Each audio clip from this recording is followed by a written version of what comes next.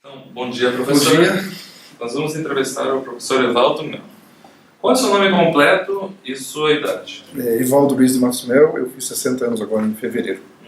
E há quantos anos o senhor é professor da Universidade Federal? Pois é, eu entrei efetivamente dando aula em 1982, apesar que o meu concurso tinha sido anterior. Eu fiz um concurso em 1980, quando eu me formei. Quando eu me formei, eu vi que tinha um edital aqui, somente aberto, eu estava sem emprego, né? E daí eu fiz a inscrição nesse concurso. Só que o concurso ele demorou para ser realizado efetivamente. Então aí, nesse meio termo, apareceu uma vaga na Copel.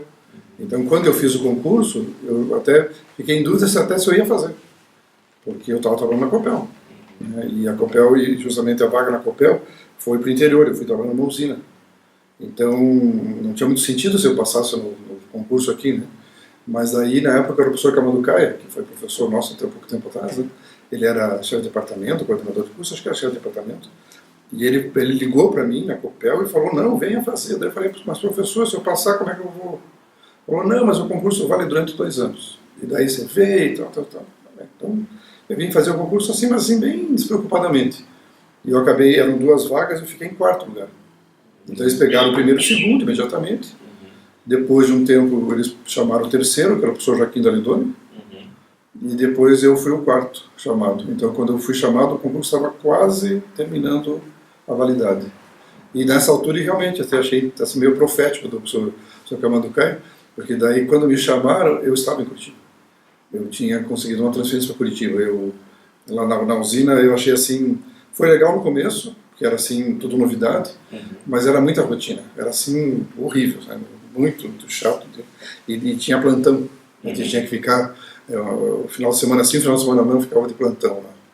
E eu não sei porquê, os técnicos, por exemplo, quando ficavam de plantão, eles ganhavam um dia de folga. E os engenheiros não. Não sei porquê. Às vezes, por que não? Nós ficamos de plantão, a mesma coisa. Não, o engenheiro não ganha folga. Então eu achei assim, muito chato, né, trabalhar lá, nesse sentido, assim, né, de exigência. E acabei conseguindo uma transferência para Curitiba, justamente no Lactec, né, o que se chamava Solac, que estava começando a operar. Então, ficou muito bom, porque era pertinho, né? Então, eu trabalhava no Lactec, dava aula aqui, né? Foi muito interessante. E por que o senhor escolheu a profissão de engenheiro eletricista? Pois é, também, olha, eu sempre gostei muito, assim, de eletrônica, na verdade. Não sei, assim, porque, até, assim, revendo assim, um pouco assim, a minha história, tinha um brinquedo, chamava-se Engenheiro Eletrônico, da Philips. A Philips produzia esse brinquedo. Ele era uma caixa, né, que ele vinha, era um tipo de um protoboard, né, e vinha umas caixinhas com vários componentes eletrônicos, vinha transistor, vinha resistor, vinha capacitor, e tinha uns esquemas, né, tinha uns desenhos, mas era interessante, assim, você colocava por cima, sabe? Então ele era feito com molinhas, você colocava um tipo de um cartão em cima. Então ali aparecia o desenho do resistorzinho, você pegava com o resistor, né? Então era um tipo de um protoboard, você ligava, tinha um conjunto de pilhas, né? E funcionava. Eu fiquei fascinado, né? Aquilo ali, nossa, por que dava para montar? Amplificadores de som, né? Você tinha um microfoninho, você falava, saía a voz da alto-falante. Tinha rádio também, né? Rádio era rádio de ondas médias e ondas curtas também. E funcionava, realmente funcionava. Mas daí o que aconteceu? De tanto colocar e tirar lá, principalmente o transistor, que tinha a perninha muito fininha, quebrou. E eu fiquei desesperado. E agora, porque aquele transistor era essencial, né? Precisava, né, do circuito ali, né? Daí eu fui na Philips, né, com o transistor lá quebrado, lá, né? Falei pro cara lá, eu queria um desse aqui. Ele perguntou assim, quantos? Eu falei assim, não só, achando que ia ser muito caro, né? E ele veio lá também, e era assim, né, um preço muito barato, né, um transistor, né, comum, de sinal, assim, nem sei o que custaria, hoje em dia é menos R$5. Eu fiquei assim meio admirado, assim, nossa, que baratinho isso aqui e tal. E daí o cara falou assim, não, isso aqui tem, né, se por acaso quebrar de novo, a gente tem aqui, né, me explicou, viu, que era assim, estava bem, né, assim, sem saber as coisas. E ele falou, até você tem aqui essas lojas aqui, né, ali na 24 de maio, né, tem tudo isso aí, disse, não, tal. Daí tinha vários assim, problemas, tinha alguns resistores que estavam ruins, assim, tal. Daí eu fui lá numa loja e tinha tudo, né? Aquilo ali, disse, que legal, né? Tem isso aqui e tal. Daí eu peguei alguns daqueles esquemas, como eu vi que era baratinho os componentes, eu comecei a montar de modo permanente. Não era um circuito impresso, mas eu pegava aquele desenho, né, comprei um ferro de solda e soldava naquilo ali. Então eu tinha lá o circuito já pronto, né, montado. Assim, tal. Daí comecei a ler revista de eletrônica e tal. E para meu azar, o meu pai era médico aqui em Curitiba, mas ele fez medicina e fez filosofia também.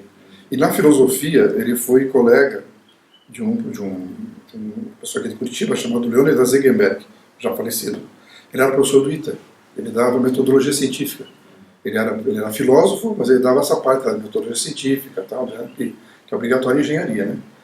E eu fiz somente a bobagem de visitar o ITA. Né? E eu fiquei assim fascinado. Nossa, esse laboratório, isso aqui. Eu falei, eu quero fazer o ITA, eu quero fazer o ITA, eu quero fazer o ITA. Né? E me preparei, tinha uma turma especial no Dom Bosco, tinha aula domingo, né? Daí o vestibular do ITA ele é feito em várias cidades, inclusive em Curitiba. Né? E foi feito em Curitiba, inclusive no Colégio Santa Maria, que foi o colégio que eu estudei. E foi difícil, foi uma coisa assim, terrível. Daí quando eu saí já do vestibular, eu falei assim, eu não passei. E daí, por insistência dos meus amigos, eu fiz a inscrição na Federal, eu nem ia fazer. Porque eu queria o ITA, né? Então, né? Mas aí a pessoa falou, você é louco de fazer só o ITA, né? Faça também a Federal, né? E o curso que mais se aproximava era engenharia elétrica, né? Então vou fazer engenharia elétrica e tal. E eu acabei passando, né? Mas assim, fiquei bem assim, sabe? Assim, bem... Não estava assim muito afim de fazer o curso aqui, né? Pensei até de estudar de novo, né? Mas aquele ano para fazer o ITA, né? Mas aí, daí ia começar as aulas, né? Mas, bem, vamos lá ver, né? Daí eu vim ver aqui e tal, daí conversei com algumas pessoas, tinha o marido de uma prima minha, era engenheiro eletricista, e ele falou, não, veja só, claro, o ITA tem essa fama e tal, não é porque você vai fazer a federal que você não vai ter um bom curso, né? Você tem também, né? Tem professores bons, ele tinha sido aluno aqui, né? E eu acabei então desistindo da ideia do ITA e fiquei aqui. Mas assim, fiquei um pouco frustrado porque na época nós não tínhamos eletrônica, nós tínhamos eletrotécnica e telecomunicações. Eu fiz eletrotécnica, fiz algumas telecomunicações, não cheguei a terminar todas as telecomunicações, o que eu até lamento hoje em dia, porque no meu prédio não tenho telecomunicações, até hoje, né? Faltavam acho que umas 2 matérias. Parece até agora que se eu entrar no prédio eu consigo, né? Não sei, tem que ir atrás disso.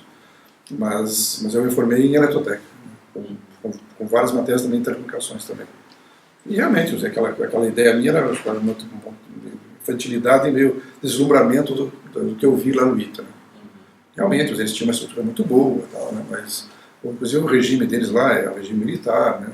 Não sei até se eu ia adaptar aquilo lá. Né? Mas assim foi realmente, assim, eu hoje em dia eu digo assim, eu me interessei pela parte da eletrônica graças a esse brinquedo da Philips, né? que eu tive, eu nem sei qual idade que eu tinha, talvez uns 12 anos, 13 anos, quando eu tive esse brinquedo. E tem alguma história que marcou a sua vida acadêmica?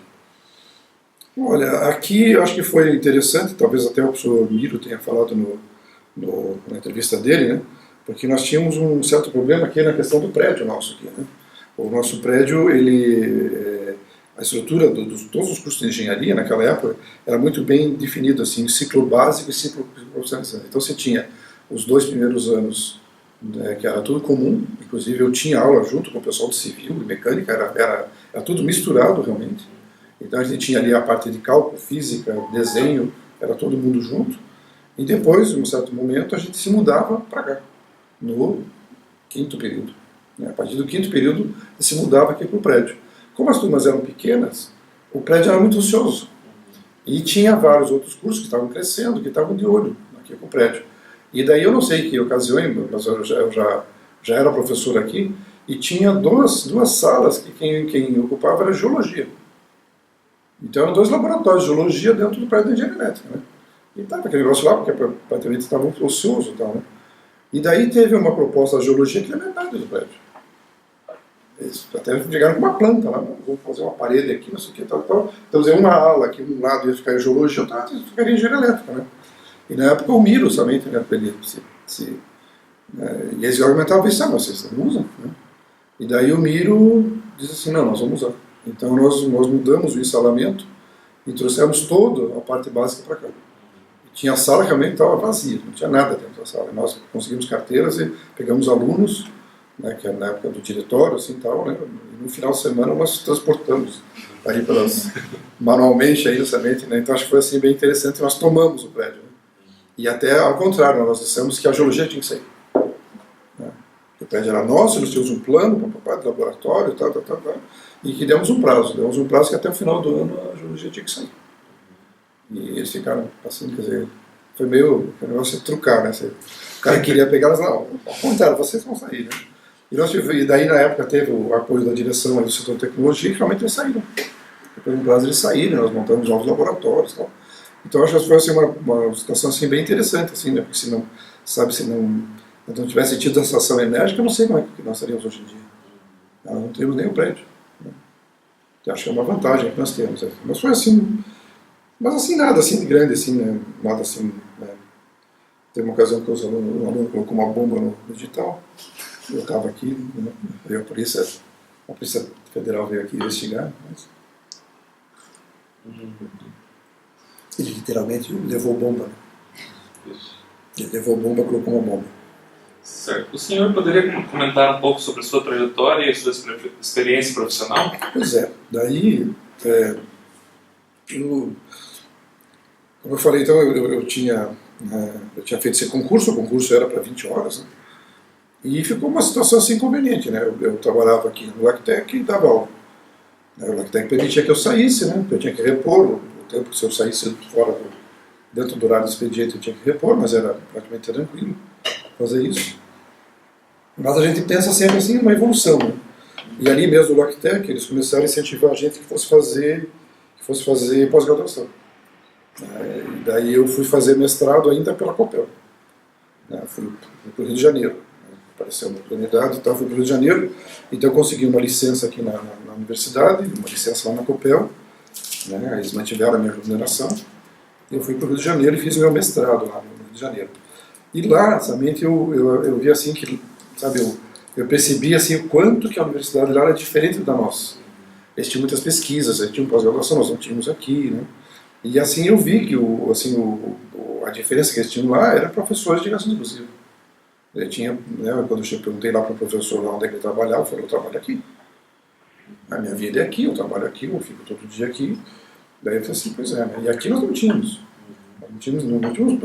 Todo o curso era dado por professores de 20 horas, que trabalhavam na Copel, principalmente, né, a maioria trabalhava na Copel ou na Telepar.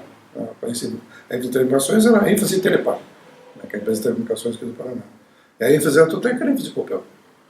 E daí eu vi assim, o quanto que eles eram diferentes, assim, como universidade, sabe, assim, tal, né? E comecei a pensar, assim, que não tinha que fazer isso, sabe? Nós não tínhamos que promover essa mudança, assim, tal, né? Eu tive também, assim, um certo conflito com o LACTEC, porque nesse mestrado, era um mestrado novo, que é a Universidade Federal do Rio de Janeiro, né, a COP, né, que é a Coordenação de Pós-Graduação lá de Engenharia, estava implantando, era em materiais elétricos. E eles convidaram professores estrangeiros para criar o curso, né, no início. E eu tive a orientação de professor do Canadá, que era professor visitante lá do Rio de Janeiro. E daí, assim, o nível de qualidade do trabalho ficou muito bom. E daí tinha esse professor, ele era realmente o meu orientador de fato, mas como ele era professor visitante, ele tinha que ser co-orientador. Existia um orientador que é um professor da casa, né, da UFRJ. Esse professor da UFRJ, ele via o meu trabalho, ele viu o que estava acontecendo ali e tal. E ele falou assim, olha, essa é a sua dissertação aqui tem nível de tese de doutorado. Porque nós estávamos propondo realmente um ensaio novo. Então, quando você tem uma novidade, é doutorado, e não mestrado. E daí ele sugeriu que eu não fizesse mestrado mais. Que é possível, em alguns casos, né? Você pode fazer diretamente doutorado. Então, o que eu teria que fazer? Eu teria que fazer uma pesquisa um pouquinho melhor, né? Tinha que melhorar um pouquinho, assim, a parte escrita, colocar mais algumas coisas, né? E eu tinha que fazer mais alguns créditos. E daí, eu fazendo as contas, tudo no total, eu tinha que ficar mais 6 meses no Rio, né, para poder cumprir isso aí, né? E eu vim aqui no LACTEC, que na época era 100% Copel, e eles disseram, não, você tem que voltar. Assim, poxa, me vejam só, vocês mandaram a pessoa fazer mestrado, não tem um doutor, né? E eu ouvi do diretor dizendo assim, né, o LACTEC não precisa ter doutores. Ele falou isso na minha frente. Hoje em dia é completamente diferente. A filosofia deles é completamente diferente, ao contrário, eles valorizam muito os doutores que eles têm lá dentro. Mas na época eles achavam que não, né, que eu tinha ido para fazer o mestrado e que eu voltasse para o mestrado e pronto. Mas eu fiquei assim realmente frustrado, né? Fiquei frustrado, fiquei assim, né? E eu comecei a dar mais uma olhada assim para essa minha área assim de professor e tal, né? E daí um dia lá somente eu pesquisei questão salarial, né? Como é que quanto eu ganharia na universidade e tal. E daí foi em 1989, em 1980 eu entrei na Copel, então eu tinha 9 anos já de Copel, eu pedi demissão. Eu pedi demissão da Copel e peguei indicação exclusiva na universidade. E realmente acharam que eu tinha ficado louco. Inclusive, lá na Copel me mandaram falar com uma psicóloga, lá no departamento de pessoal. E ela veio assim, mas por quê? Veja só, a Copel é muito grande, você não quer se transferir para outra cidade, você não está se dando bem com seus colegas. Eu falei, não, eu decidi mudar de carreira, eu vou ser professor. Mas você só vai dar aula? Só. Eu quero fazer o doutorado e a Copel não vai me liberar para fazer um doutorado. E na universidade eu posso. E daí eu vim, né? Mudei lá do LACTEC para cá, né? Agora realmente, sabe, é uma situação assim chata. Tinha dedicação exclusiva, tinha eu e o Oscar. Só. Com 2 professores de dedicação exclusiva. Tinha a professora Liane, que ela tinha sido coordenadora de curso, mas ela tinha ido embora para o Rio Grande do Sul. O marido dela trabalhava na Telepar, na Petrobras. Ele foi transferido para o Rio Grande do Sul e ela acompanhou o marido para lá. Então, indicação exclusiva mesmo era eu e o professor Oscar, só. Os outros são professores todos de 20 horas. Né? E assim, pesquisa não tinha nada, né? Não tinha quase nada assim, em termos de recursos e tal. Mas a gente começou a fazer e tal, né? Começou a tentar fazer as coisas. Né? Até trabalhamos junto com o LACTEC, no projeto de eletrônica, projetamos um circuito integrado. E aí começou, né? Começou e tal. E daí foi tomada a decisão dentro do departamento também, de que as próximas contratações fossem todas de direção exclusiva. Então começou a aparecer a vaga do professor que tinha se aposentado, coisa assim. Começou a aparecer a dedicação exclusiva, daí entrou o Artusi, né, que eu me lembro assim que entrou, não sei, tenho que rever assim, mas começaram a entrar alguns professores de direção exclusiva, né, que deu um certo gás assim para o departamento. Nós criamos, nós fizemos uma especialização, né, depois criamos um mestrado. Né. Mas foi assim um trabalho que começou realmente nessa época, assim, então foi, e realmente, depois de um certo tempo, eu pude sair para fazer o doutorado, e daí eu fui realmente para a área de eletrônica mesmo, que sempre foi minha paixão, eletrônica, e daí investiguei até pensei em fazer fora do Brasil. Na época as bolsas estavam um valor muito baixo, e eu tinha alguns amigos que estavam no exterior, estavam reclamando bastante da questão do valor da bolsa, e eu achei que seria mais prudente fazer no Brasil mesmo. Seria mais rápido, né? E teria qualquer coisa, né? Estou no Brasil, né? Estou em casa, não estou em outro país lá, somente passando fome porque atrasou a bolsa vai um valor muito baixo. E acabei investigando onde é que seria, e vim em Florianópolis, né? Florianópolis, né? Perto de Curitiba, né? Fácil de vir para visitar a família, quando precisasse, e um nível muito bom. Né? Eu fui até Florianópolis, conversei lá com o professor Ivo Barbi, né? Que foi meu orientador. Fui muito bem recebido por ele, né? Achei excelente realmente o laboratório e tudo. Né? A única coisa assim, que deu errado nos planos é que era para ficar 3 anos, fiquei 4. Né? Porque eu tive que mudar de rumo. Foi interessante, nós começamos um trabalho, né? E o professor Ivo Barbi é uma sumidade em eletrônica de potência, e ele estava errado. Nós chegamos a um momento, né? Porque o circuito aparentemente funcionaria, nós tínhamos as simulações e tal, mas quando nós montávamos, ele dava uma sobretensão assim enorme nos MOSFETs, e o MOSFET realmente explodia. E nós tentamos com várias formas, né, snubbers e tal, e no fim chegamos à conclusão realmente que era a ideia realmente do projeto. Nós abandonamos. Então chegou um momento lá assim, muito dramático, assim, que eu me reuni com ele e disse assim: olha, infelizmente, tudo que você fez até agora foi inútil.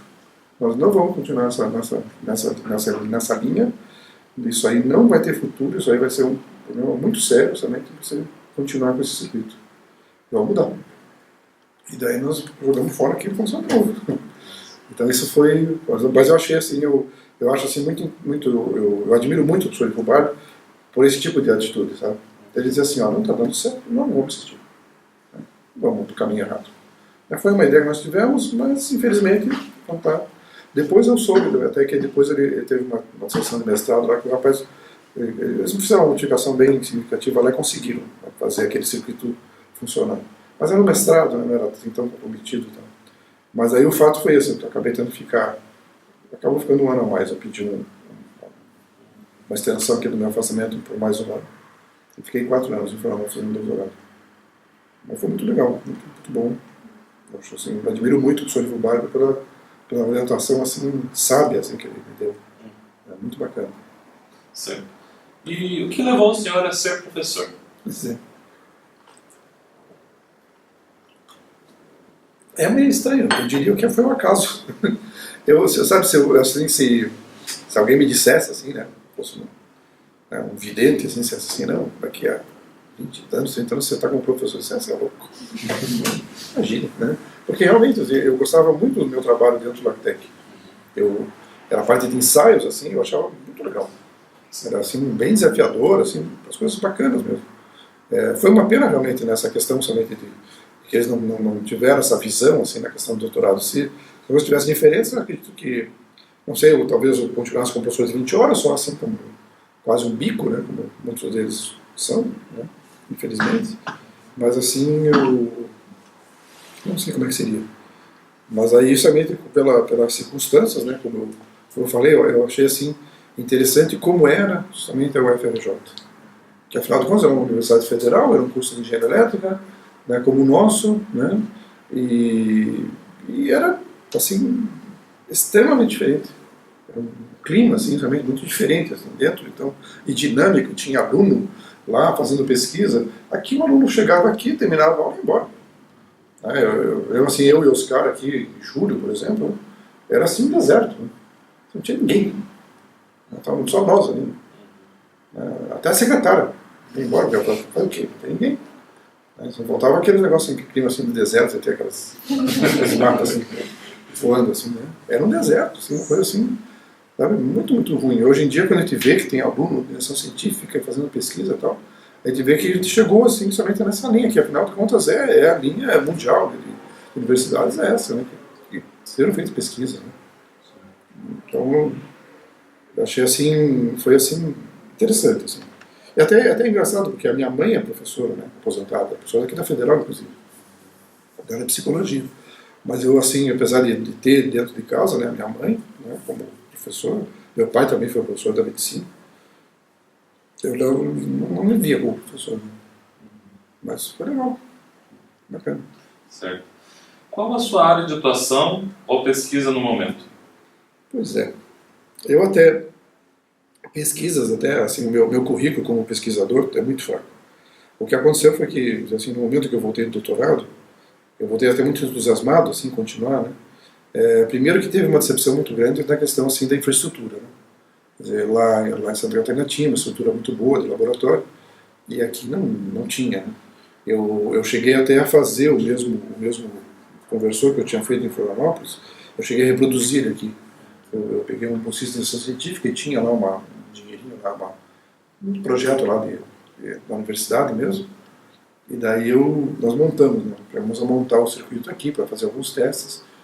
Mas realmente assim, na hora de testar, a gente não tinha cargas para fazer a teste, né? Era um conversor eletrônico. Eu acabei tendo que pegar o conversor, coloquei no porta-malas do carro e fui com o meu bolsista para Florianópolis fazer o teste lá.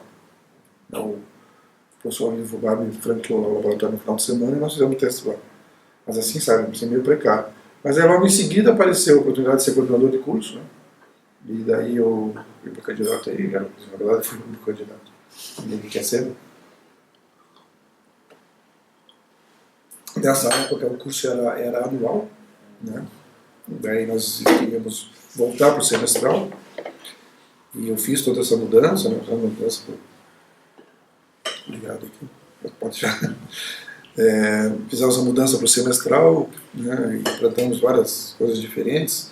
Daí começou também a ter a questão de diretrizes curriculares, né, porque o MEC começou a exigir mais das universidades, né, de estruturar melhor os cursos. Estava assim, realmente uma situação meio precária, assim, porque cada curso fazia como queria e não tinha muita fiscalização. Então tivemos avaliação de curso, tivemos visita de comissão do MEC.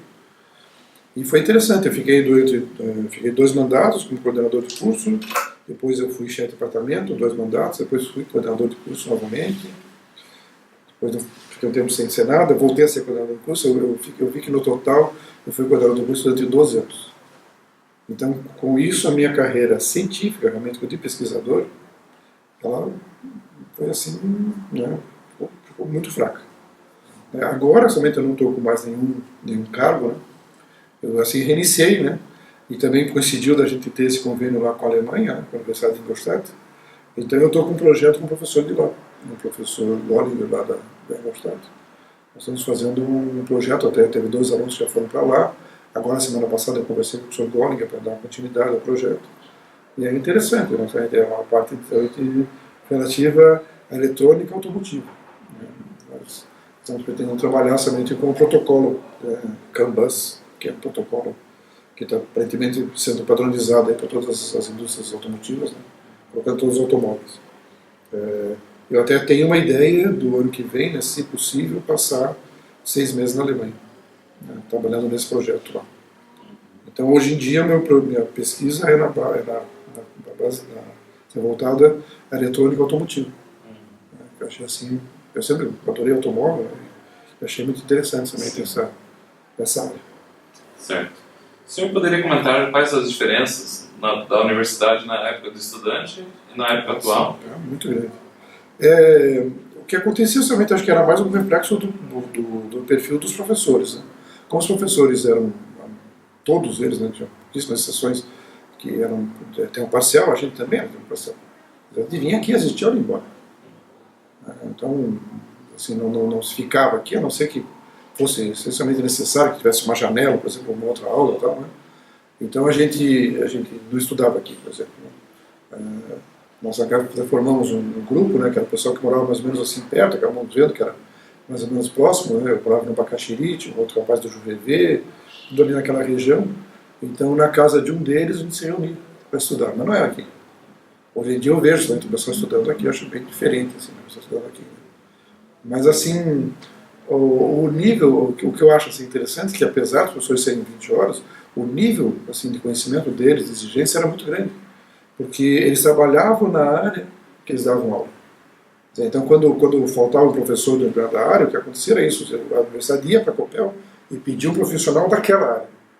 Então, trabalhava naquela área. Então, os professores eram muito bons, mas realmente, o problema era esse. Terminava a aula, tchau. Ele pegava o carro dele e ia embora, nós também íamos embora. Não havia nenhuma pesquisa, né, no departamento, não havia iniciação científica, não existia nada. Tinha monitoria, né, para dar aula de laboratório. Eu fui monitor de máquinas elétricas. Então tinha monitor, mas, por exemplo, bolsa de iniciação científica, para nós era uma conversa completamente desconhecida. Não tinha pesquisa. Então a gente saía fazendo estágio, né? Eu fiz estágio na COPEL, mas assim era muito diferente. Certo. O senhor poderia comentar algumas mudanças significativas que ocorreram ao longo dos anos no ensino da engenharia? Não especialmente no UFPR, no ensino em geral? A gente vê assim uma coisa assim, claro, que é assim, evidente, é a presença do computador, né? O computador passou a ser assim, o dia a dia dentro da engenharia, né? A gente usava já computador, né? A universidade tinha computador, a gente tinha disciplina de computação. Em algumas disciplinas nós usamos computador, porque a engenharia sempre foi muito voltada para o computador, né? Então, por exemplo, uma coisa que até eu fiz, tinha um programa que calculava curto-circuito em sistema elétrico, né? E esse programa era da COPEL. A COPEL tinha lá, era um programa livre, né, que eu consegui em algum lugar, mas ele estava no computador da COPEL. Então, no começo, o que a gente fazia? A gente fazia somente todo o cálculo e dava ao professor. O professor levava para a COPEL e rodava na COPEL. E depois trazia o resultado. E daí, nós perguntamos ao professor, mas professor, por que não roda aqui no computador da universidade? Ele falou, não sei se dá, não sei se não dá, não sei o que, tal. Daí, mas como é que é o programa? O programa era em Fortran. Daí nós conseguimos o programa, né, numa fita, e eu e mais um colega, que ele trabalhava já com informática, ele estava na época no Bamerindos, né, que depois virou HSBC, Nós fomos no centro de computação e demos para o cara lá aquela a fita lá, ele analisou e falou assim, é só compilar e rodar. Não tem problema nenhum. Apesar que era DEC, era digital, e na Copel era IBM. Mas o Fortran era igual, não tinha problema nenhum. Daí, então vamos rodar aqui. E a partir daquele momento nós começamos a rodar o programa aqui, não tem que o professor levar para o Copel para fazer. Mas assim, achei interessante, então a gente já usava o computador, mas era assim pontual. Né? E hoje em dia não, hoje em dia, dentro das matérias que eu dou, a gente usa computador todo dia, né? Assim. Isso eu achei mais interessante. Assim, né? E a própria preparação de aula mesmo, né? O pessoal preparar em PowerPoint, usar projetor, então, aquelas transparências velhas. Né? Então, a didática evoluiu bastante. Né? O que eu vejo assim que é ruim para o aluno é que o conteúdo é muito maior. Né? Realmente, o professor escrevendo no quadro, a quantidade de matéria que ele transmite é muito pequena. Então, a gente vai ali colocando ali, ó, slide, e vocês... Eu até vejo assim, sabe, assim, o nível de dificuldade assim, para os alunos, me parece hoje em dia assim, maior, sabe? Realmente o pessoal que se forma aí está de parabéns, porque era difícil. Tem umas provas aí que eu vejo, meu Deus do céu, ainda bem que eu já me formei. O senhor poderia comentar como eram as aulas de engenharia, do dia a dia, no período em que você cursou a universidade? O horário era até bem organizado, né? A gente tinha aula predominantemente de manhã, de tarde não tinha praticamente aula, né? Era de manhã as aulas e daí e até comunicações era à noite. Porque o pessoal da Copel, a Copel liberava o pessoal. Né? Foi já sempre tradição da Copel que eles liberavam o pessoal, o professor vinha aqui, dava a sua aula e depois ele repunha. Né? Ficava meia hora a mais dentro do serviço e tal, e daí repunha essa hora. Mas a Telepar não. A Telepar era extremamente rígida e não deixava. Então a ênfase em telecomunicações era à noite. Eram aulas à noite. Então a gente tinha somente, né, a gente voltava aqui muitas vezes, a gente tinha interesse em fazer as duas, né? Então a gente tinha aula praticamente assim de segunda a sexta, até sábado, também sábado era comum que a gente tivesse aula sábado a manhã inteira, né? E também quem fazia telecomunicações voltava à noite para ter telecomunicações. Isso já era na parte profissionalizante, né? Na parte básica, daí era meio confuso, era todo assim, picado assim tal, e daí era nos outros blocos, né? Tinha nos outros blocos, lá, aquelas salas grandes. Mas assim, a rotina da gente como estudante, eu acho que não era assim muito diferente. Né? A gente vinha assistir a aula, né? Estudava, talvez o pessoal não deixava para estudar em cima da aula, né? E os professores passavam muitos exercícios, né? Tinha professores bons, tinha professores ruins, tinha professores excelentes, tinha professores péssimos, né? Tinha de tudo. Né?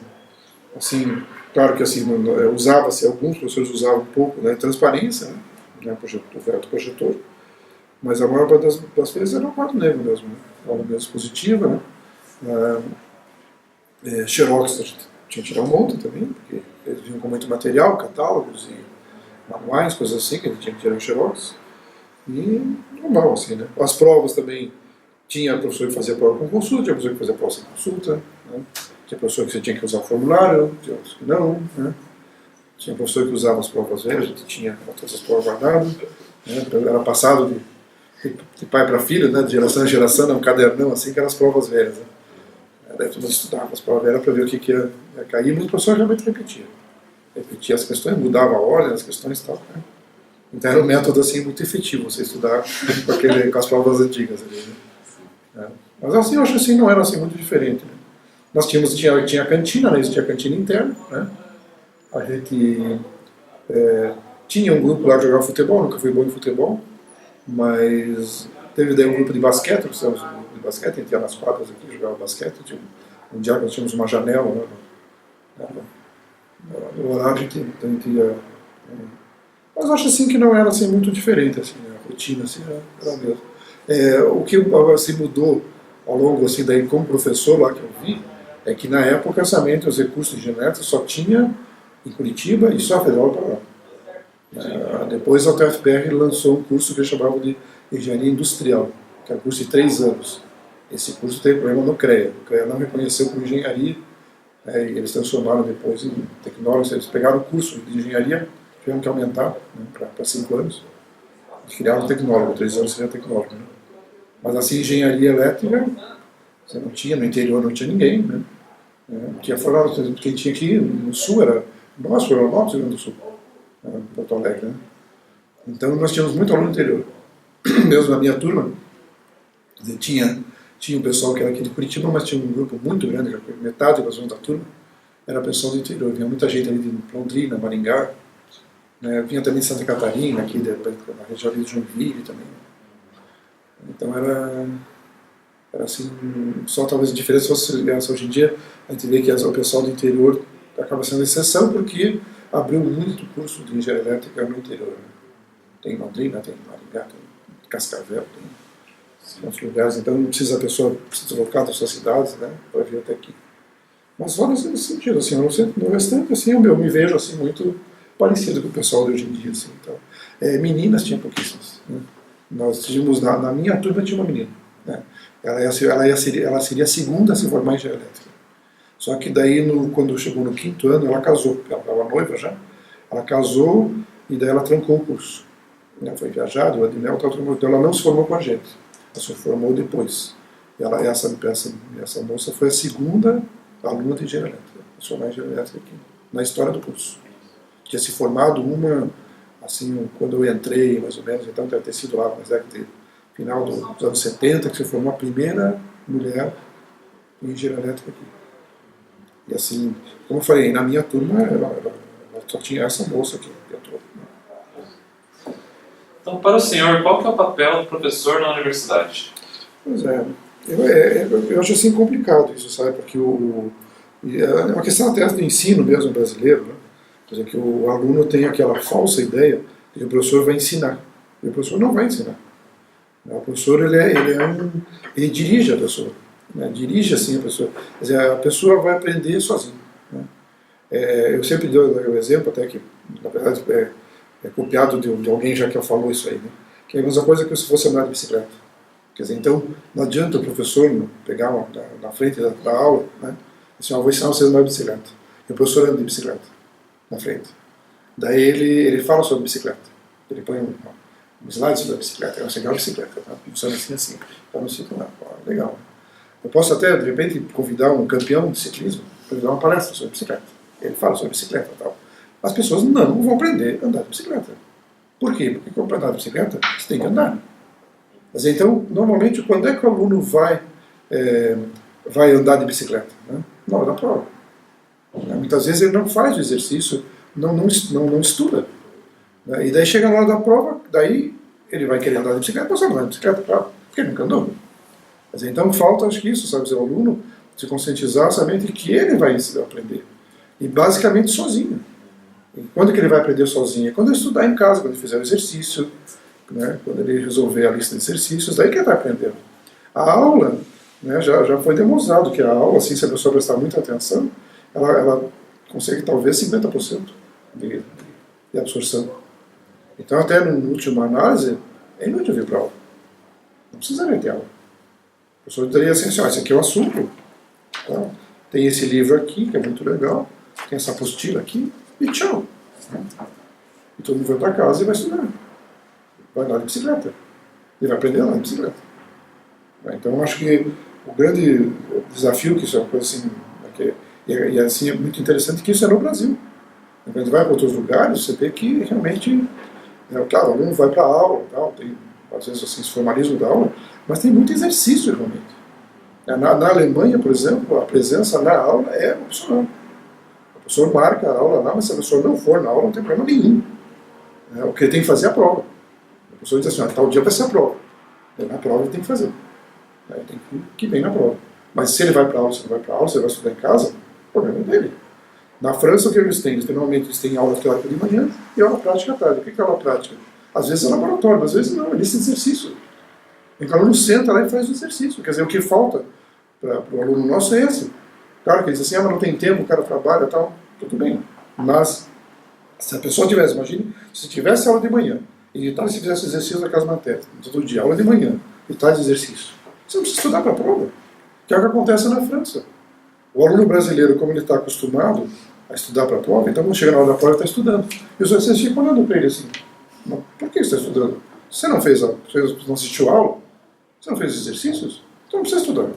E realmente, eles vão para a prova sem estudar. Agora o brasileiro, sabe, a gente só vai para a prova sem estudar, né? Então eles vão estudar, não vão estudar. Mas assim, na verdade, somente essa metodologia aqui, realmente, infelizmente, eu não sei como quebrar, né?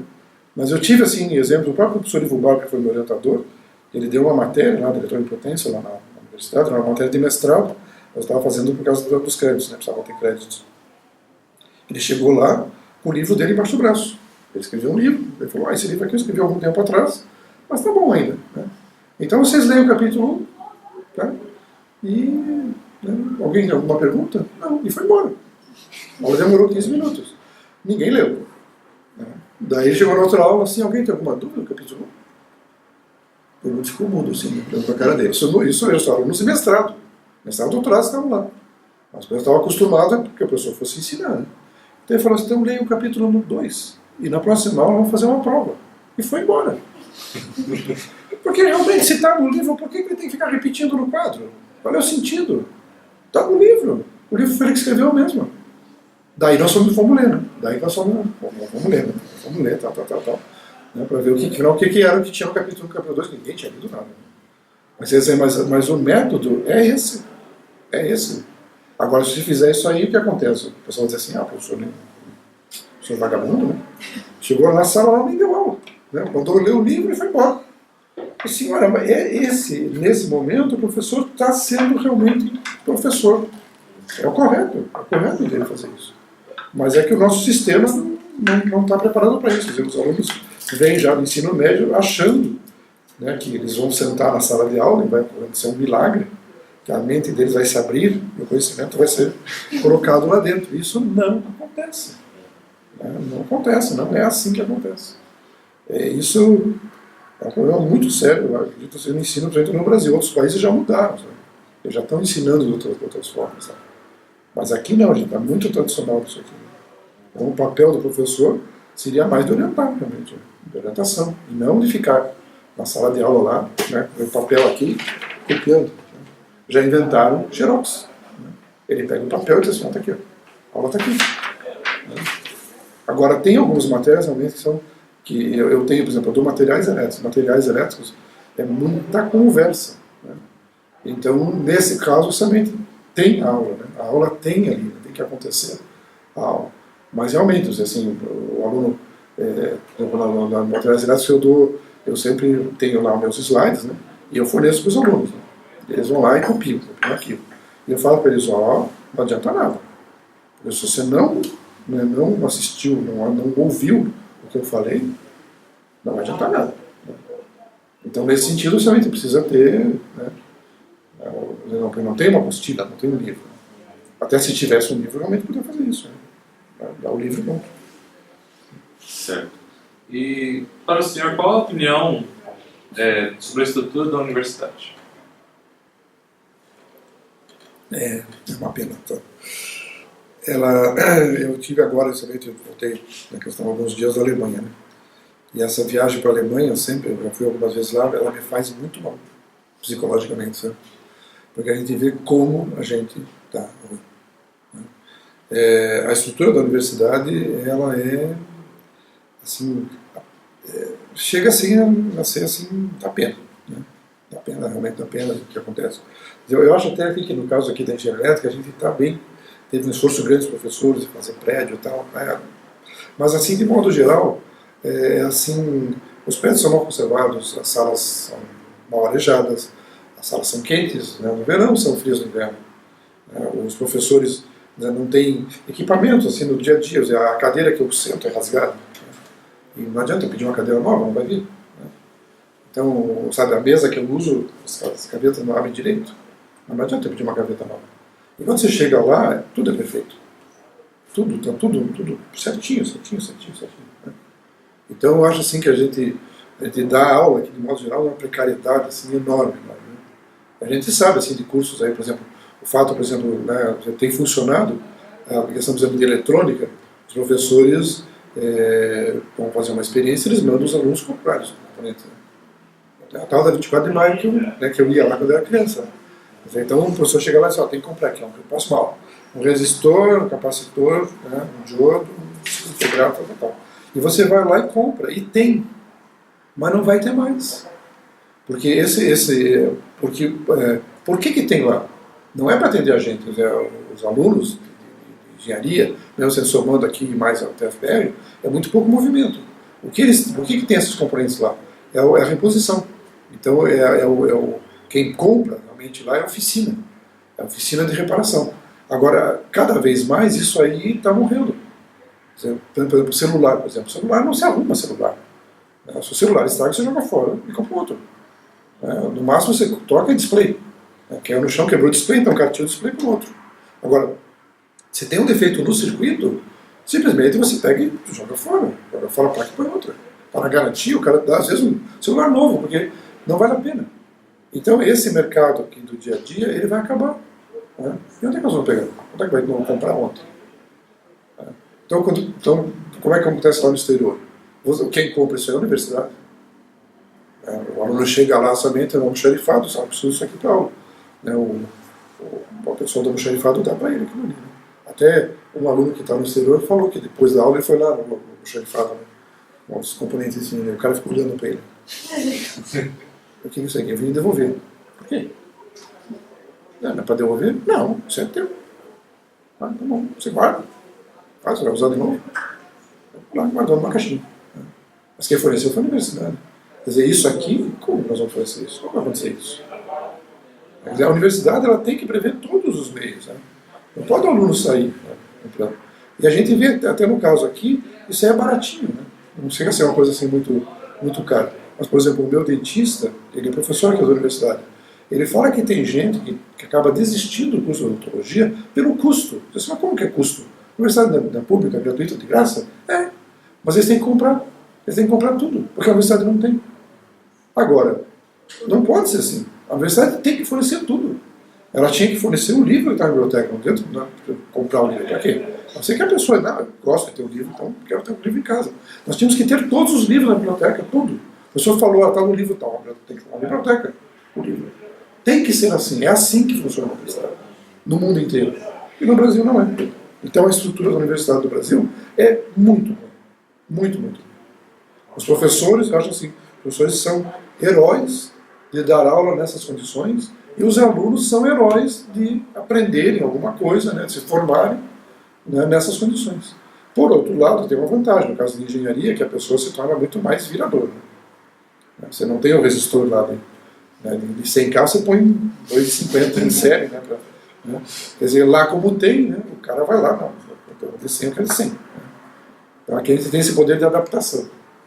Se você for esperar chegar ao componente, não vai conseguir terminar o meu projeto. Né? Então a gente acaba sendo educado nessa questão assim, de adaptabilidade. Isso é muito legal. Para a engenharia é muito legal. O cara fica assim, mais versátil. Assim, questão. Mas assim, como eu falei, assim, a ida lá para a Alemanha assim, é assim, psicologicamente horrível.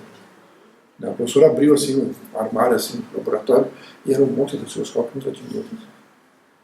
Eles não estão nem usando. Porque tem tanto, já está na bancada, já está cheio. Ele tem mais um outro tanto guardado lá no armário. Assim, exageradamente, assim, o recurso que eles têm, claro que você não pode comparar o Brasil com uma coisa, né, com outra coisa. Mas a universidade deles é assim. Né? Esses engenheiros que estão formando lá vão concorrer com os engenheiros daqui. Então, em condições assim, realmente bem. Já a biblioteca, por exemplo, a biblioteca não fecha. A biblioteca está aberta 24 horas. Isso é normal em universidades estrangeiras. Às vezes fecha no domingo. Às vezes nem isso. A universidade americana, lá, orçamento, é normal. A biblioteca está aberta 24 horas. Sempre tem que ter alguém lá atendendo. Então, assim, é ridículo isso. Assim, as coisas que a gente acaba tendo que enfrentar no dia a dia. Ontem eu fui dar aula e não tinha chave da sala. Poxa. Esse é o problema meu como professor, a chave da sala. Isso não acontece nunca na universidade estrangeira, imagine. Ou a sala está aberta ou eu tenho um cartão. Cartão magnético lá que eu chego lá e a porta abre. Na sala eu vou lá e dou aula. E tem tudo, e quando eu chego na sala está tudo lá, está tudo certinho, tudo. Né? E aqui não. Aqui não tem. Né? Eu tenho que trazer o meu computador de casa, meu notebook de casa para dar aula, porque o computador da PK10 não liga. Ainda bem que ontem somente, né, eu tinha. Eu estava com o meu computador aqui. Então eu falei, olha pessoal, o computador não está reiniciava. Não sei, tem algum problema no computador, espera um pouco. Eu fui lá na minha sala, peguei meu notebook, fui lá embaixo, conectei e consegui dar aula. Mas assim, e agora o que acontece? Quem vai arrumar aquele computador lá? Não sei. Não tem ninguém. Não sei. O que o senhor acha que poderia ser feito para aproximar o meio acadêmico do mercado de trabalho? Pergunta complicada.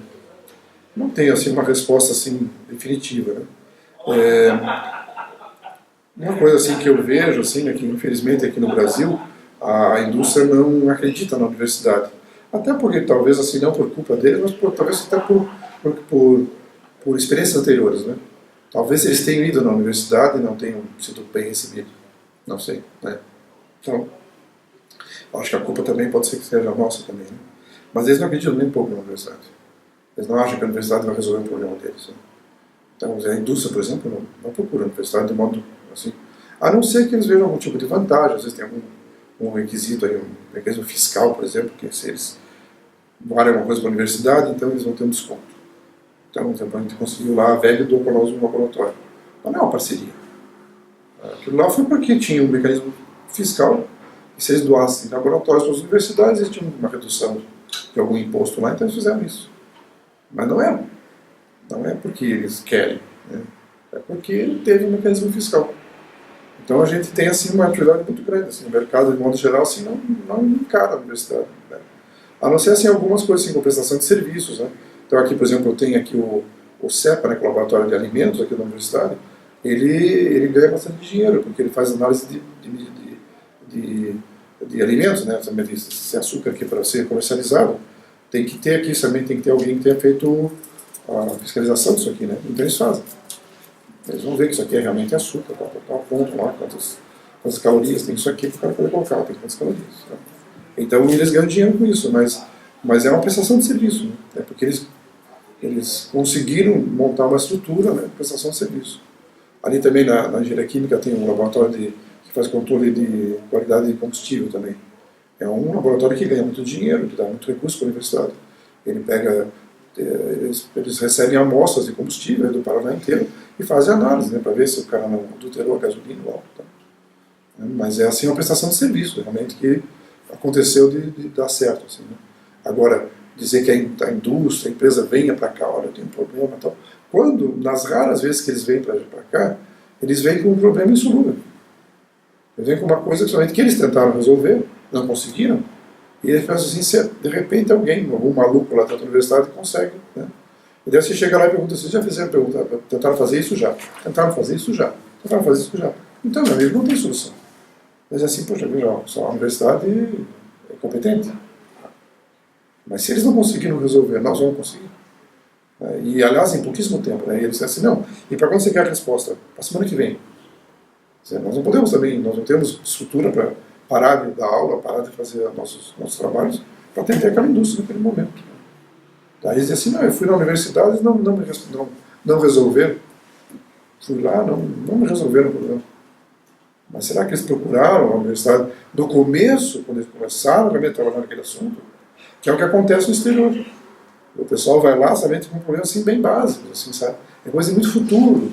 Olha, estamos pensando em tal coisa futuramente e tal. Então a universidade começa a pesquisar com bastante tempo, né? Começa a ver aquilo ali e tal, para que daí, quando a indústria chegar no momento de usar realmente aquela tecnologia, ela use com uma certa confiabilidade, né? Com confiança de que vai funcionar, porque a universidade já testou e tal, e deu o resultado. Então a gente vê assim que são pesquisas assim, mais básicas, sabe? Porque realmente, assim, né, no final, assim, né? Eu vi lá, estou pegando um exemplo lá usando a área elétrica, né? Lá em Goldstadt eles estavam testando bateria de lítio para automóvel. Mas quando que a Audi vai colocar bateria de lítio para automóvel? Não sei. Provavelmente é um plano de muito futuro. Mas dentro da universidade já estão vendo. Eles deram um carro, eles puseram bateria de lítio, eles saíram do carro andando, né? Viram quais são os problemas de carga, descarga, mediram, tal, né? Tem problema de explosão, a bateria de lítio pode explodir. Então, por exemplo, para o dia que a Audi ele vê, não, vamos colocar uma bateria de lítio no automóvel, ele já tem esse know-how que a universidade fez para eles. Quer dizer, mas então eles acreditam que a universidade possa fazer isso. Aqui o que eles veem é realmente com um problema insolúvel, em cima da hora, achando que nós vamos fazer um milagre. Mas a gente não consegue fazer. Então acho que falta assim, um pouco assim, de humildade até mesmo do setor de mercado, né? de vir para a universidade e ver, afinal de contas, o que vocês fazem aí? O que vocês podem nos ajudar? A gente pode ajudar nas coisas básicas. Né? E não resolvendo um problema de última hora. Porque agora é um problema depois de... Né? E achar que nós vamos somente fazer, como eu falei assim, um milagre e resolver. Então, acho que falta conhecimento mesmo. Né? Além do mais, nós temos um problema sério dentro aqui do Brasil, de que as indústrias, de modo geral, não desenvolvem tecnologia no Brasil. Elas montam. Né? Então, elas têm uma tecnologia desenvolvida em outros países, na matriz, e o trabalho aqui da indústria aqui é fazer, né? É construir com a mesma qualidade que estava fora. Né? Então, tem um problema assim, de qualidade, né, do produto deles. Né? Mas assim, a tecnologia em si é completamente fechada, já foi desenvolvida na matriz e ninguém está um pouco interessado em abrir que ela faça alguma coisa naquilo ali. Então é complicado. É difícil. O senhor tem alguma sugestão de melhoria para o departamento de engenharia elétrica?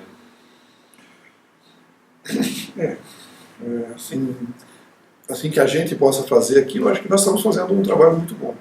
Eu fico assim muito satisfeito de ver o quadro que nós temos hoje em dia, principalmente porque eu estou vendo o pessoal da nova geração, né, assumindo. Então, por exemplo, o chefe de departamento atual, o professor Mariano, ele foi meu aluno. Então, quer dizer, são pessoas que é muito assim gratificante, como professor, ver que, poxa, agora meu aluno está lá como chefe, como coordenador do curso, e que principalmente ele está com a mesma filosofia que eu tive. Ele está acreditando somente, né, na universidade, está acreditando que é possível, né, melhorar, e ele está fazendo o que eu faria, né, ou até melhor do que eu faria. Né. Isso é muito legal de ver. Né.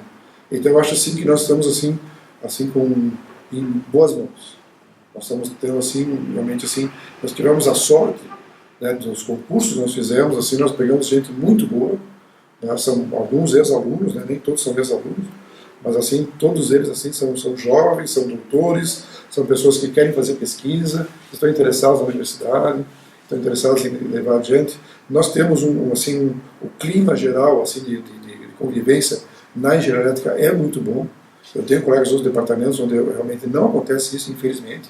Formam-se grupinhos, assim, que sabe que existe assim, um clima assim, geral, um ambiente ruim no trabalho. As pessoas estão assim, tensas assim, né, no trabalho, um querendo prejudicar o outro. E aqui não. Aqui a coisa flui muito bem, né? A gente não tem assim, nenhum tipo assim, de problema assim, pessoais assim, entre os professores.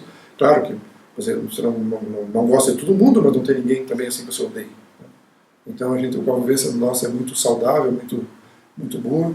E isso é muito bom para o departamento. Acho que nós temos todas as condições de evoluir, e nós estamos evoluindo muito. Né? Eu acho assim que a mudança, desde que eu entrei, nossa, completamente pelo fato de ter professores aqui, né, que são exclusivos. Então quando chega julho, por exemplo, você vem aqui e continua quase normal. Só não tem aula. Né? Mas tem aluno, tem professor, estão aqui, estão fazendo as pesquisas, estão fazendo trabalhos, né? Então, né? Muito bacana isso aí. Né? O que falta realmente, né, como sempre, né, é recurso. Né? A educação do Brasil, ela sofre somente uma deficiência crônica de recursos e, infelizmente, nós nunca tivemos somente um governo, né, mudou o partido e mudou o governo, assim que visse somente a importância somente da engenharia no desenvolvimento do Brasil. Nós precisamos de engenheiros bem formados. Então precisamos ter recursos. Né? Então, de onde que vem esses recursos? Né? O pessoal fala, não, vamos fazer parceria com o mercado e tal. Mas não é assim. Se você vai ver outros países, realmente quem investe na universidade é o governo. Tem investimento privado, tem investimento das indústrias, mas é pouco. É pouco. Realmente quem investe é o governo mesmo. Porque ele sabe que a universidade vai alavancar o progresso do país. Mesmo o pensamento dos Estados Unidos, nos Estados Unidos a universidade é paga. Se fosse pelas mensalidades, a universidade americana seria péssima. Ela não cobra o custo. Quem cobra o custo da universidade é o governo.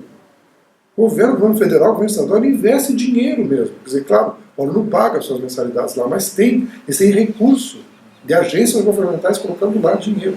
E muito dinheiro.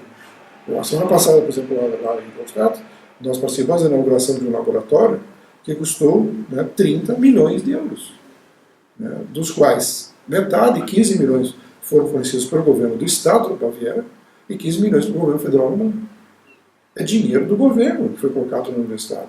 Ele vai atender a indústria, vai atender empresas e tal, mas o investimento grande, né, é do governo mesmo.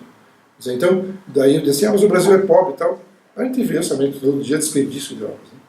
Mas assim, se nós pegássemos uma parcela do que é desperdiçado, do que é jogado fora, né, se fosse investido na universidade, nós teríamos realmente uma melhoria enorme. Né? E nós tivemos, né, infelizmente, aí agora até recentemente, nós tivemos um momento que nós vimos uma certa esperança, né? Que o Brasil estava com uma economia assim mais acelerada, né? E houve um investimento da parte do MEC. Né? Esse prédio mesmo, né? Foi feito, né? Mas infelizmente essa fonte secou. Né? E a gente não tem visto justamente assim, vontade do governo. Né?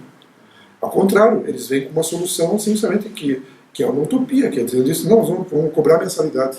Cobrar mensalidade justamente é um dinheirinho assim, né? Não é quase nada quanto à universidade. Não é isso. Tanto que as universidades particulares fazem pesquisa. Não fazem, porque justamente o que eles têm lá é um negócio. O aluno paga X, nós gastamos X. Né? Então eles dão um ensino. O ensino básico você até poderia pensar em custear com a mensalidade dos alunos. Agora, investimento em pesquisa, quem tem realmente que investir é o governo. É o governo mesmo. Daí nós temos condições até de atender a indústria. Né? Nós temos um laboratório bom para atender a indústria. Mas eu dizer que a indústria, por exemplo, a indústria alemã não vai investir 30 milhões de dólares, de euros, na universidade. Nenhuma indústria vai fazer uma coisa dessa. Quem investe é o governo. Claro, agora as indústrias vão fazer um monte de convênio, fazer um monte de coisas usando o laboratório. Mas o investimento inicial de montar o laboratório é do governo. Né? Então, o que eu acho que falta realmente, né, não é para a energia elétrica, para a Universidade Brasileira de modo geral, é o governo somente ver que isso aí é investimento. Você colocar dinheiro na universidade é investimento. É coisa que tem retorno. Você investe para que haja retorno. Retorno em indústrias, em empregos, em melhoria da qualidade de vida do povo brasileiro. Não é dinheiro jogado no lixo. É investimento. Investimento mesmo. Mas seria isso, né? O senhor poderia falar sobre as parcerias que a Universidade Federal tem com as outras universidades no exterior? Sim. A Universidade Federal do Paraná, ela tem, pelo que eu sei, lá, pelo professor Siqueira lá da área, ela tem mais de 100 acordos firmados. Né? Tinha mais. Quando o professor Zac assumiu no primeiro mandato, ele nomeou o professor Carlos Siqueira como assessor. O professor Carlos Siqueira disse que tinha mais de 300. Só que tinha convênios lá que não tinham sentido nenhum. Foi alguém que, sei lá, apareceu lá na universidade e disse, não, convênio. Mas nunca apareceu nada, nunca teve nenhum intercâmbio, não teve nada. Né? Então ele fez uma limpa para ver o que realmente tinha efetivamente. Né? Então nós tínhamos tinha um convênio com o MIT. Nunca nenhum aluno da universidade tinha com o MIT. Então para que ter com o MIT? Né? Para bonito? Então não foi renovado. Né? Então os efetivamente em funcionamento são mais de 100. Né? Então é difícil dizer assim o que seria. Né? Aqui na engenharia elétrica, o que nós temos feito, nós temos um projeto antigo, né, que é o Braftec, que é um projeto da CAPES. Né? Nós temos participado já, eu acredito que deve fazer com certeza mais de 10 anos. Não sei quanto seria. Mas, por exemplo, hoje em dia nós estamos somente na segunda geração. Nós temos professores aqui que foram bolsistas do Braftec. O professor Lores, o professor Bernardo, foram bolsistas do Braftec e um dia são professores. Então nós já estamos já rodando, né? Já voltaram, já foram, já voltaram. E estão aqui de volta. E esse programa é muito interessante, né? São universidades francesas, nós temos 2 programas. Né? Esse ano teve uma baixa assim, enorme, né? A CAPES cortou as bolsas, nós tínhamos somente 10 bolsas, tivemos esse ano 2. Né? Então foi uma queda assim, realmente muito grande. Foi muito frustrante, porque tinha muitos alunos preparados para ir, né, para a França, tinham estudado francês e tal, e simplesmente não vão, porque não tem bolsa. Né? Tem 2 alunos que estão indo por conta própria, né? Eu até falei para eles, vocês têm que ver bem com a família de vocês, que vai ser caro. Mas eles vão tentar, pelo menos. Né? Mas assim, foi muito chato isso aí, né? Mas assim, são programas muito interessantes com a França. Né? Nós tivemos também um programa da Unibral com a Universidade de Hannover, né, que infelizmente, quando veio o Ciências Sem Fronteiras, foi uma decisão da Alemanha acabar com o Unibral. Eles cancelaram os programas da Unibral. A não ser que já tinha aluno, né, lá, vai continuar. Mas assim, acabou. E existe uma sinalização somente da CAPES no sentido de renovar o Libral, só que justamente esse ano não tem dinheiro. Até perguntou agora lá na França, né, se vai ter o Libral. Eles falaram assim, ó, a vontade da CAPES é que sim, né, mas vocês podem até mandar projetos, só que não tem bolsa. Então é meio esquisito, né? Só projeto tudo ok, mas não tem bolsa. Mas seria muito interessante que tivesse, que daí seria intercâmbio de estudantes, como é o Braftec. O aluno vai para lá para ficar um ano estudando. E em alguns casos, a gente conseguiu um duplo diploma, um ano e meio. Então isso seria o Braftec e o Libral. Como eu falei, o Libral está parado por enquanto. Tomara que volte. Né? E agora, recentemente, em 2012, nós firmamos um acordo com a Universidade de Ingolstadt, que é um projeto, né? Um projeto de pesquisa chamado AWARE. AWARE é uma sigla, então eu devia saber de cor, mas eu não sei qual que é o AWARE. Mas é uma sigla que nós inventamos, né? Ao mesmo tempo é uma palavra, né? AWARE, né? Somente como, né? Atenção, está sendo preparado, que trabalha na área especificamente de engenharia automotiva. Eles são fortes na parte de engenharia automotiva. Nós tivemos, inclusive, a ideia de criar um curso de engenharia automotiva, tivemos o apoio dele. Esse curso não saiu por enquanto, espero que um dia ainda saia. Mas nós estamos tomando ações usando engenharia mecânica, que é o curso que nós temos. Então, só que ele é um projeto de pesquisa, não é um projeto de intercâmbio. Então, não é o objetivo mandar o aluno lá para estudar lá, ficar lá um ano estudando. Não temos dinheiro para isso. Então, o que acontece? São pesquisas feitas por professores da Alemanha e do Brasil, em parceria, e dentro dessa pesquisa nós temos dinheiro para que o professor da Alemanha venha para o Brasil, o professor do Brasil vá para a Alemanha, e alunos vinculados a esse projeto possam ir para a Alemanha, e alunos da Alemanha possam ir para o Brasil. Então, nessa pesquisa, por exemplo, que eu estou com o professor Gollinger, eu mandei 2 alunos, eles ficaram 40 dias.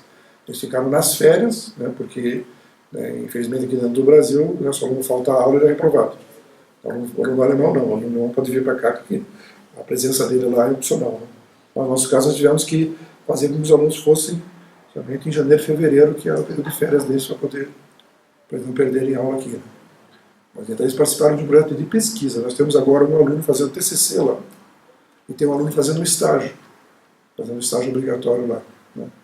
Então é assim, interessante, mas assim, não é mobilidade, temos assim, que o aluno vá lá para ter aula. Né? Então, até pode, no caso para esse aluno que está fazendo o estágio, ele está assistindo algumas aulas, mas é porque ele quer. Não é o objetivo dele, o objetivo dele é fazer o estágio. Mas aí tinha umas aulas lá interessantes lá e foi lá assistir também. Mas esse projeto está indo muito bem, ele teve um aporte de dinheiro alemão, é dinheiro do DAD, né, que é a agência, que é o equivalente à CAPES, né, na Alemanha. Em 2014 2016 foram 200 mil euros, depois mais 200 mil, ou 400 mil euros, né, até 2012 até 2016. E agora foi renovado 2017 2018, mais também 200 mil euros. Então a gente não pode gastar, não podemos comprar nenhum parafuso, nem um resistor, nada. É simplesmente passagem, estadia de professores e alunos. E está sendo muito legal, sabe? Muito bacana. A gente tem feito. Nós tivemos uma certa dificuldade no início, porque os professores diziam assim, mas é automotivo, eu não trabalho com isso e tal. Mas assim foi um pouco assim de falta, talvez até de visão dos professores, o quanto que hoje em dia a eletrônica está relacionada com a área automotiva. Então tem muita coisa realmente que é eletrônica de alto nível, e que está totalmente relacionado com o automóvel. O automóvel, hoje em dia, eu vou considerar que é um computador com motor e roda. Né? Então, ele é um dispositivo eletrônico que tem um motor explosão. Né? Alguns têm motor elétrico já. Né? Mas a tendência é realmente cada vez mais que ele seja um tipo de equipamento mecatrônico, né? E que se desloca, e que anda. Né? Tem roda e tem motor. Então tem muita eletrônica, né? A gente está assim, bem otimista quanto a esse programa. A gente gostaria somente, né, que tivesse também um Unibral com Ingolstadt. E daí o aluno iria para lá, como acontece com a França, ele ia para lá para ficar um ano estudando só. Mas, por enquanto, não tem. É uma situação estranha, porque eu perguntei para o cara da CAPES lá na França, né, eu posso meter Unibral? Ele pode, não tem bolsa. Quer dizer, então a CAPES vai aprovar, está lá o projeto em funcionamento, só que não tem bolsa nenhuma da CAPES. Então fica um negócio meio esquisito, né? Tem projeto, mas não tem bolsa, então efetivamente o que vai ser feito? Mas de repente até estrategicamente seria interessante, de repente fazer só para dizer que existe. Então, vamos ver. Certo. Mas assim, a gente gostaria de ter outros vínculos com outros lugares também, né? O pessoal tem muito, assim, pergunta muito sobre os Estados Unidos, principalmente pela questão do inglês. Mas, infelizmente, os Estados Unidos, eles não estão olhando para o Sul. Até teve, um tempo atrás, não sei exatamente quanto foi, teve alguma ação do governo Obama em que ele falou isso, assim, nós não estamos olhando para o Sul. E ele falou para as universidades para que eles começassem a fazer. Só que as ações são muito pequenas, né? Muito pouca coisa. Nós tivemos uma visita de uma universidade que veio aqui, assim, prospectar para ver o que era, né? Afinal, o que é o Sul? Eles não conheciam o tal do Sul, então eles vieram aqui, foram para a Argentina, foram para o Chile, né, visitando universidades, mas efetivamente não aconteceu nada.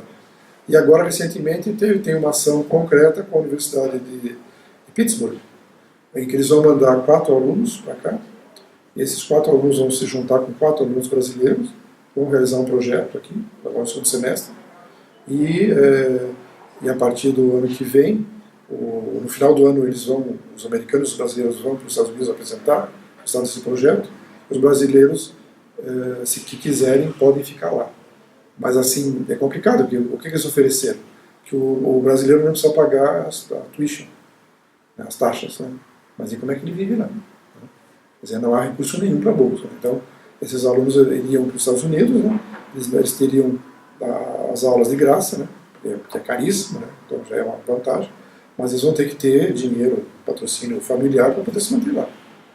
Mas tem, né? Os alunos têm aqui, né? Inclusive tem um aluno elétrico que está selecionado para participar. Vai ser um dos alunos que vai participar do grupo aqui, é um aluno elétrico aqui. Né? O requisito é que soubesse inglês, né? Muito bem e tal. Mas assim, as ações com os Estados Unidos assim, são muito tímidas. Né? Teria que ter bem mais. Assim, né? É uma pena porque os Estados Unidos ele teve boas relações com o Brasil, mas hoje em dia, em termos universitários, são totalmente voltados para a Europa. Não tem quase nada sendo feito com os Estados Unidos. A gente pergunta em outras universidades, não tem nada. Não tem nada com os Estados Unidos. Nós tivemos ciência sem fronteiras nos Estados Unidos, mas o que acontecia? A CAPES pagava os tuition, né? Então era caríssimo a presença do aluno brasileiro lá. Né? E muito pontual, né? O aluno brasileiro lá tinha aula, mas contato com a universidade, nenhum. Mesmo os nossos professores lá que fizeram os seus cursos de doutorado no exterior, você pode ver que todo mundo fez na Europa. Ninguém está indo para os Estados Unidos mais.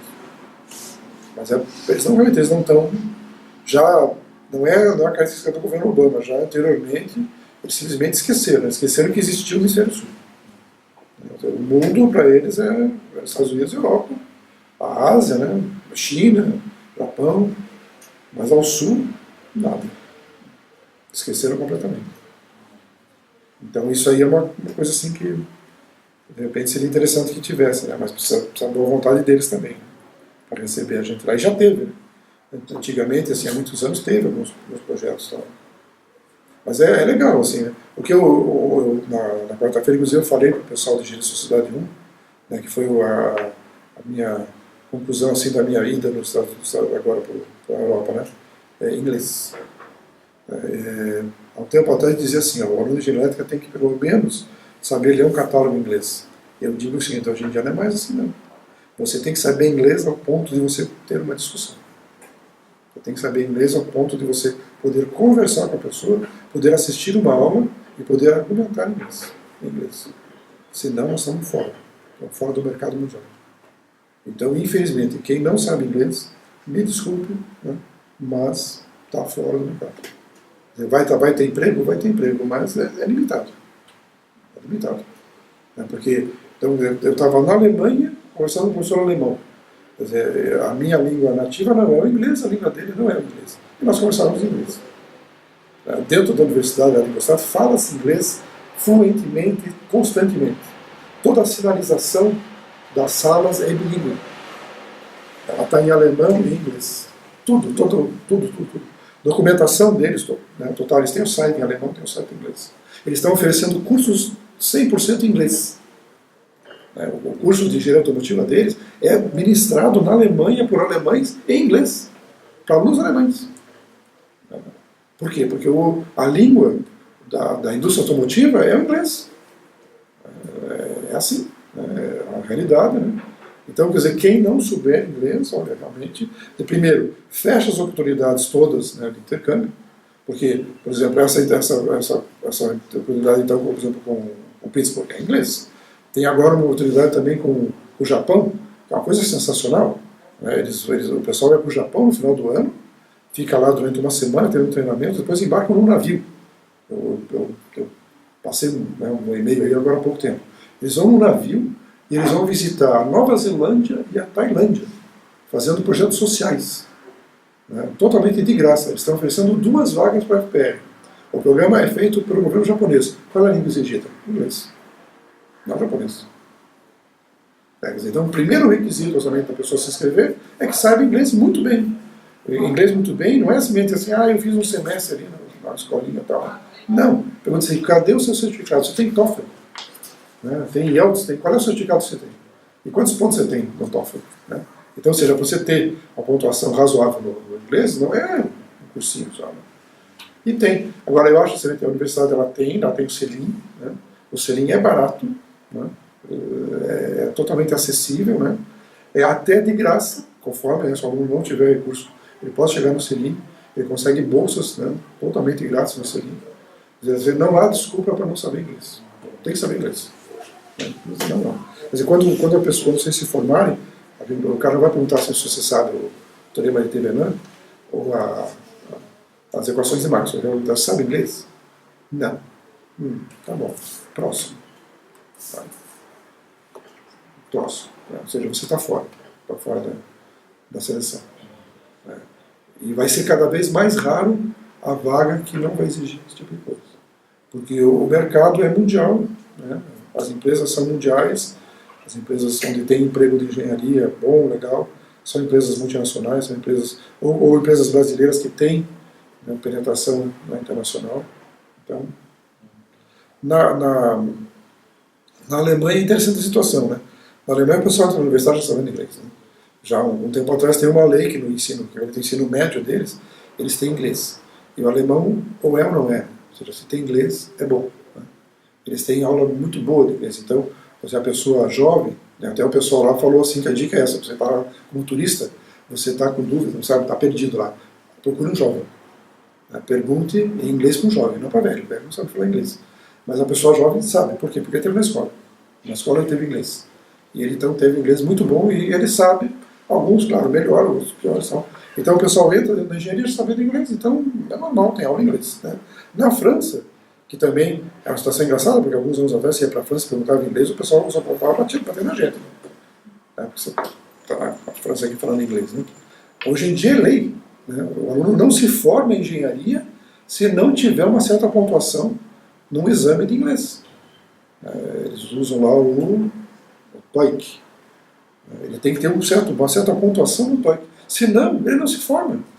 Mas ele tem tudo, tem aluno lá no francês que tem tudo, está tudo pronto já. Ele passou em todas as matérias e não consegue o diploma. Porque não conseguiu a pontuação em inglês.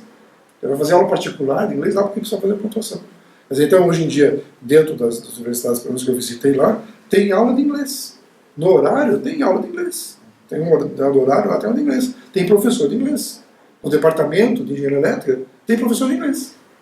Vinculado. Não são muitos, 2, 3 professores. Eles contratam, né, para que eles deem inglês. É um inglês bem voltado para a engenharia, um inglês bem prático. Assim, então, mas é assim. Quer dizer, na França é assim. Então, isso aqui, eu acho assim que é uma coisa, por exemplo, que aqui, futuramente, nós temos que colocar isso. Nós temos que pegar e colocar no currículo. No currículo de engenharia tem inglês. Quem já sabe, faz uma prova e pronto, está dispensado. Quem não sabe vai ter aula. Então tem que ter professor aqui. Dando aula aqui no Politécnico, né? Professor aqui, não sei vinculado aqui, que departamento seria e tal. Mas vinculado aqui e é obrigatório. É como cálculo, física. Então tem que ter inglês. O senhor teria algo a mais a acrescentar a essa entrevista?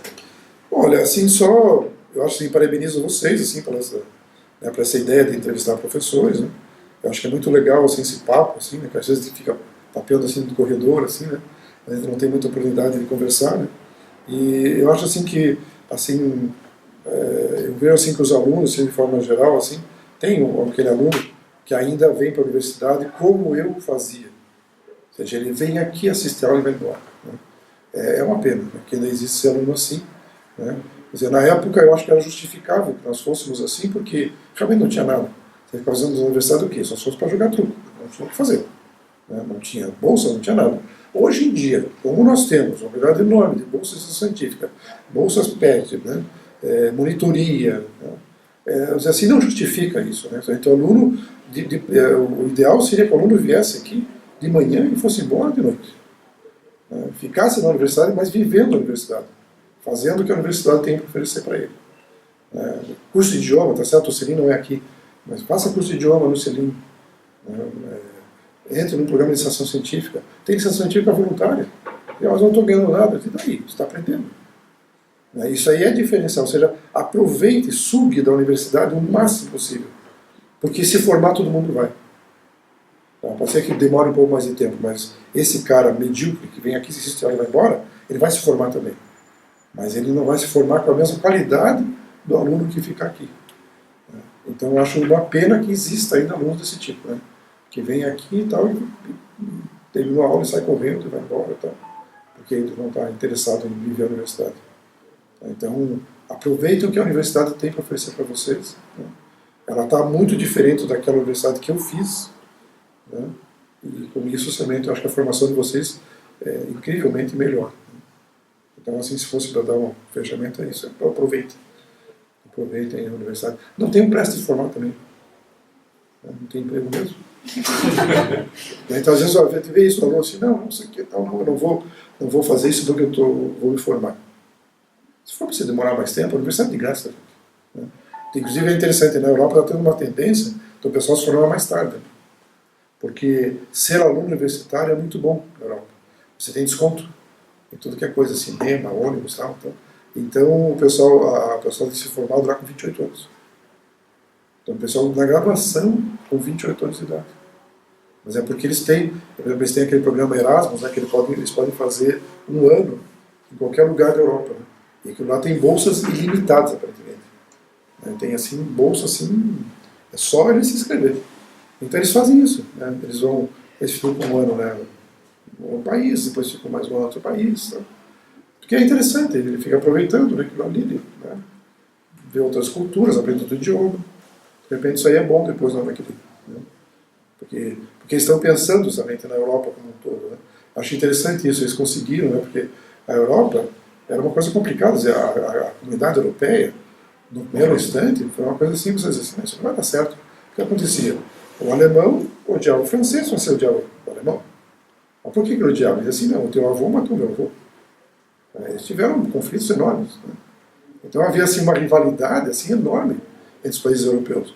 E agora se dizer que não, nós vamos pegar, vamos abrir fronteira, você vai poder viajar de um lugar para outro, inclusive profissional, né? Liberdade profissional, você se forma engenheiro na França, vai trabalhar na Itália. Né? Sem restrição nenhuma. O dinheiro é o mesmo em tudo que é país. De chegar nisso aí, então, achei muito interessante, eles investiram no jovem. Eles foram para o jovem. Então, por exemplo, esse programa Erasmus dele, então qual que é o sentido? É que o cara vai estudar em outro país. Quer dizer, então, na hora, por exemplo, o francês vai estudar na Alemanha. Então, se depois, futuramente, de repente, aparece um conflito, por exemplo, ele não vai jogar uma bomba. O francês não vai jogar uma bomba na Alemanha porque ele diz assim, não, eu tenho amigos lá. Eu estudei lá. Eu conheço o pessoal lá. Eu tenho lá o Fritz, o Hans, são meus amigos. Eu não vou jogar uma bomba neles. Eles são meus amigos. Por quê? Porque ele morou lá. Ele morou lá e estudou lá. Então, eles conseguiram somente romper uma coisa secular que existia na Europa. Que era esse ódio, assim, profundo que existia entre os povos lá. Né? Então, esse tipo somente de coisas, somente nós aqui no Brasil, vê que nós não temos. Né? Nós temos um país de dimensão continental, né? Nós falamos o mesmo idioma no Brasil inteiro, nós usamos a mesma moeda no Brasil inteiro. Quer dizer, nós temos a nossa Europa aqui, que é o Brasil. Né? Nós temos diferenças culturais. Né? Nós temos diferenças culturais, tal. O cara do Nordeste fala diferente, o gaúcho fala diferente e tal, tem os seus costumes diferentes e tal, mas somente nós temos essa Europa aqui no Brasil. Né? A gente tem assim, uma perspectiva enorme, né? Porque se nós somarmos a nossa área aqui, não é um lugar maior que a Europa. A França é o tamanho do estado de São Paulo. A França inteira. Né? Quer dizer, então, em termos de área, tal, população, nós temos, então, o que é o futuro do Brasil? Como é que vai ser o futuro do Brasil? Né? Eu tomara somente que a gente consiga, ter governantes um pouquinho melhores, e você tem que se preparar para isso, né? Vai ser um grande mercado aí que vai ser o Brasil. Bem legal, interessante. Então nós queremos agradecer ao senhor pela sua disponibilidade. E essa foi a entrevista com o professor Evaldo. Obrigado. Obrigado.